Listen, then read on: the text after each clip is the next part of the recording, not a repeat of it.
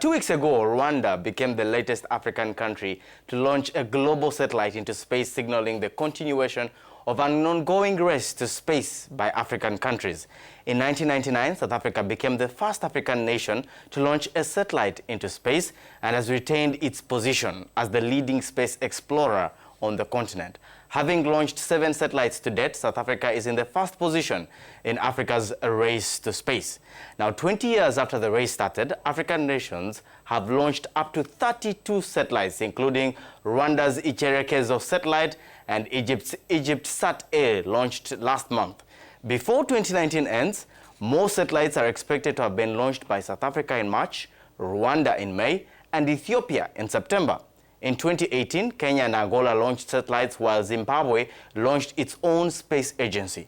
In 2017, the year that the African Union launched its African Space Policy, which recommends the exploration of space and use of satellites for economic development across the continent, Ghana and South Africa launched satellites into outer space.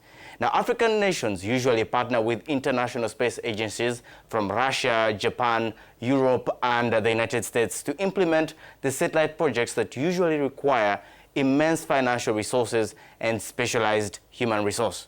Now, to help us understand the significance of Africa's space race, we spoke to Sylvia Macario, a space technology engineer who is also a co-founder at Hepta Analytics and a contributor at Space in Africa.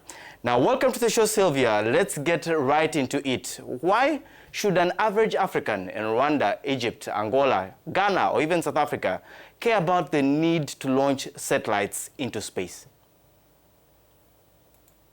Depending on what kind of satellite is launched to space. So you find that if it's a weather satellite, you get real-time information on the weather, and that then informs what agriculture or farmers would want in terms of data they need to use for people who are, like, for example, pilots need that information too to navigate the airspace.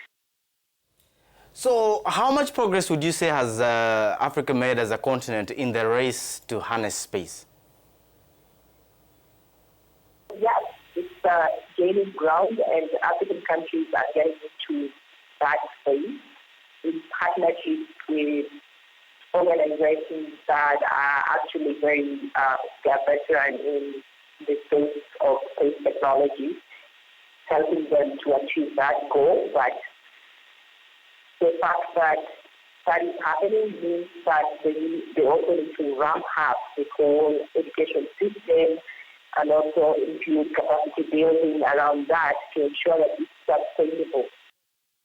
And finally, can we expect an African space agency soon, and how much more can African nations do to position their countries favorably in this space race?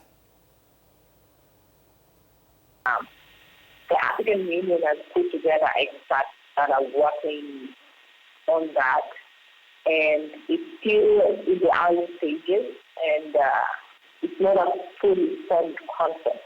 So they're working on that, coming up with framework, but at the same time, you do realize that every African country is different. So as they develop the framework, they have to also consider which country is going to focus on what.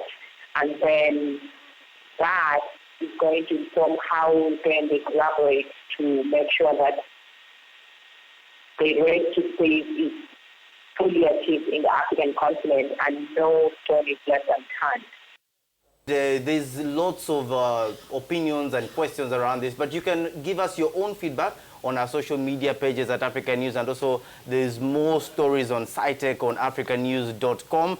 But that is it. That's all I had for you. My name is Daniel Mumbere, and it's always a pleasure being with you guys and with the team here. Absolutely. Always a good time. Thank you very much on that one. Merci beaucoup, Jerry. Merci beaucoup. Thank you very much. Okay. Daniel.